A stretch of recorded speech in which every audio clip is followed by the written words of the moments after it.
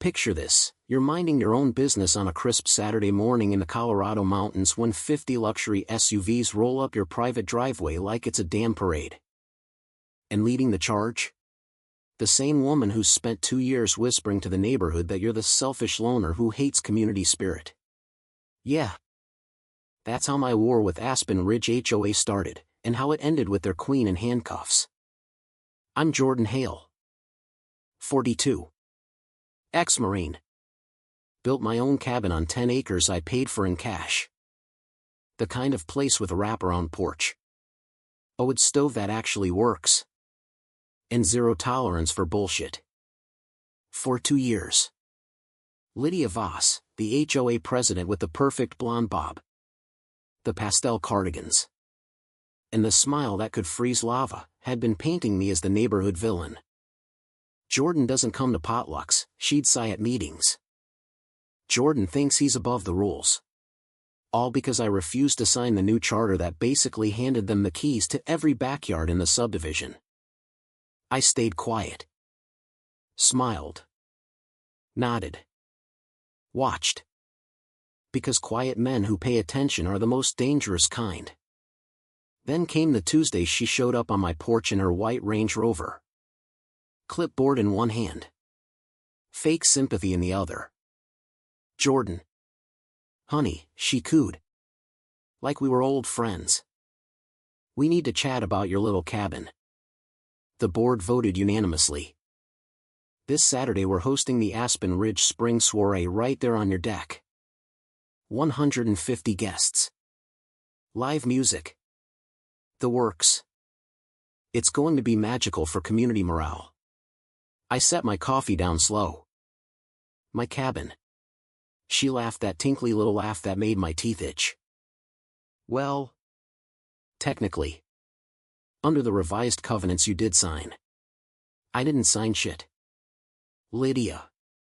Her smile didn't even flicker. Article 14. Section 7. Shared scenic assets. Your property falls within the viewshed. The community deserves access. It's just one afternoon.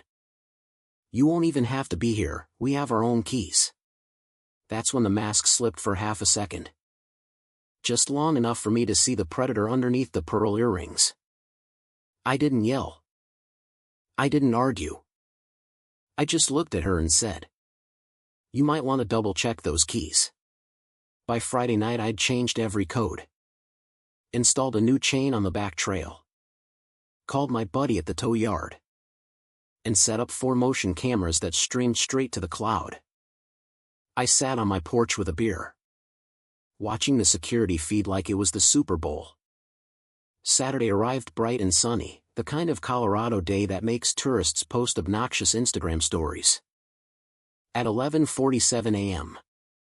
the first Lexus appeared at the bottom of the hill. Then another. Then a catering van the size of a small yacht. By noon my gate looked like the valet line at the Ritz. Lydia climbed out of her white Range Rover in a cream linen pantsuit that probably cost more than my truck. She was flanked by her usual court, 2 board members in matching Patagonia vests and a woman clutching a binder like it was the nuclear codes. The crowd behind them was straight out of a J.Crew catalog, pastel puffer jackets. Expensive sunglasses. Wine tumblers already in hand. Lydia marched straight to the gate. Yanked on the new chain. And actually gasped when it didn't budge. I stepped out onto my porch. Flannel shirt half-buttoned. Coffee in hand. And called down. "Morning. Folks. Beautiful day for a trespassing charge. Isn't it?" Her head snapped up so fast I thought she'd give herself whiplash. The smile was gone. "Jordan. This is incredibly disappointing. We had this space reserved." "Reserved?" I took a slow sip. "Last I checked. My name's still on the deed. Unless the county recorder's office started taking orders from your book club." The clipboard lady, Marjorie, I think, leaned in and whispered something. Lydia waved her off like a mosquito. Under the Community Coordination Guidelines, which you rewrote in a Zoom meeting with 4 people at 9 p.m. On a Tuesday, I cut in. Yeah. I saw the email chain. Cued how you backdated the minutes. A few people in the back started muttering. One guy in a fleece vest actually pulled out his phone and started recording. Lydia's cheeks went the color of cheap rose. You are weaponizing technicalities.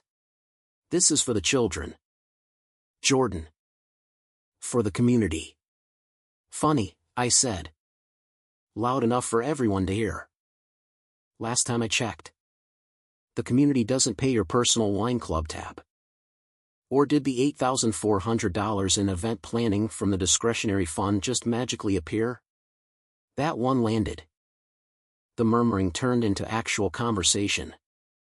Phones came out. Someone whispered. Wait. What?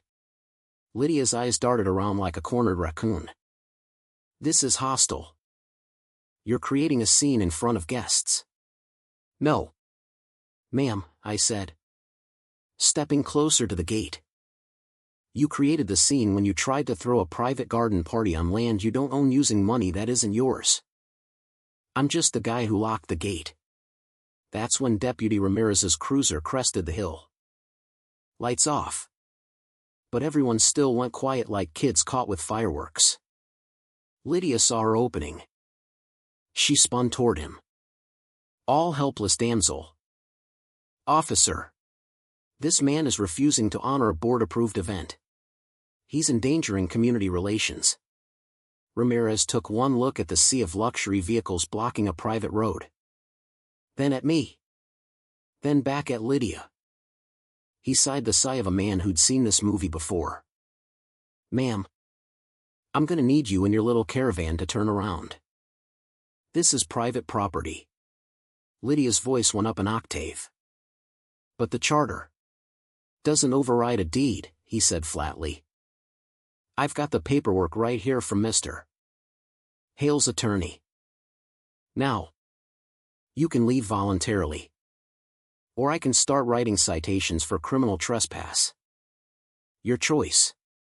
The clapping started somewhere in the back. Slow at first. Then louder. Someone yelled. Thank you. A woman in Lululemon actually started slow clapping while her husband tried to shush her. Lydia stood there frozen. Mouth opening and closing like a landed trout. The catering crew was already loading trays back into the van. The shuttle driver flipped on his hazard lights and started backing up. One by one. The luxury SUVs began their sad little retreat down the mountain. I watched her climb back into her Range Rover. Hands shaking so bad she dropped her keys twice. As she peeled out. Tires spitting gravel. I caught her eyes in the rear view. Pure. Unfiltered panic. She thought that was the worst day of her life. She was wrong. 2 days later the emergency HOA meeting was standing room only. People who hadn't shown up in years were crammed into folding chairs like it was Black Friday at Costco. I sat in the front row. Calm as Sunday morning. Lydia's chair at the head table was empty. Her little gold nameplate sat on a stack of folders like a tombstone. Vice President Greg Harlan, quiet guy. Always looked like he was one bad meeting away from early retirement, tapped the mic. Due to recent events, he said carefully. We've received documentation suggesting serious violations of both our bylaws and Colorado state law. Misappropriation of funds. Falsification of records. We've asked Detective Morales from the county's white-collar unit to walk us through it. The detective didn't waste time. He projected spreadsheets on the wall that made the whole room go dead silent. Over the last 14 months, he said. $47,000 has left the discretionary account. No votes. No receipts that match. A lot of it went to event planning for last Saturday. The rest? Landscaping on a parcel that isn't even in the HOA. Turns out it's protected wetlands. Oh. And the environmental impact report? Forged. State seal and everything. A woman in the third row stood up. You're telling me my $600 annual dues paid for her to throw herself a garden party on stolen land? Pretty much, the detective said. Lydia wasn't even there to defend herself. She'd called in sick. Classic. The vote to suspend her was unanimous. The petition to remove her permanently had 187 signatures by the time the meeting ended. Someone started chanting "Recall. Recall," and the whole room joined in like it was a damn football game. I didn't gloat. I just handed Greg the flash drive with every email. Every altered document. Every camera clip of her trying to force my gate. 3 weeks later the sheriff's department showed up at her McMansion at 6:47 a.m. Red coat. Perfect makeup. Still trying to look dignified while they cuffed her in her own driveway. The local paper ran the photo on the front page: Aspen Ridge HOA president arrested on 14 felony counts. Turns out she'd been running the discretionary fund like her personal Amex Black Card. Fake vendors. Backdated votes.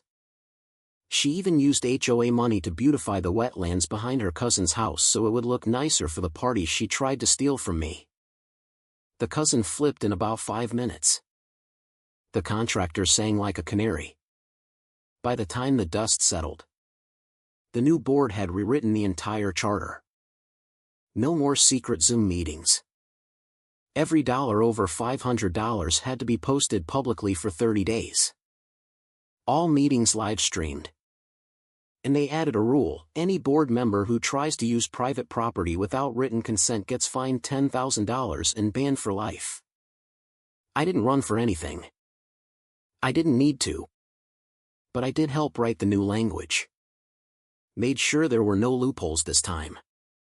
Last month I was out splitting wood when a county truck pulled up. The forestry guy handed me a wooden plaque. Civic Vigilance Award, it read. For protecting private property and public trust. I laughed so hard I almost dropped the axe. That night I sat on the porch. Fire crackling. Beer in hand. Looking out over the valley. The gate was locked. The cameras were on. And for the first time in years, the neighborhood felt like it actually belonged to the people who lived in it, not the ones who wanted to rule it. So tell me, when the HOA president shows up with a clipboard and a god complex, claiming your backyard belongs to the community, are you the asshole for locking the gate, or is she the real threat to everything that actually makes a neighborhood worth living in? Drop your verdict in the comments. I'm reading every single one.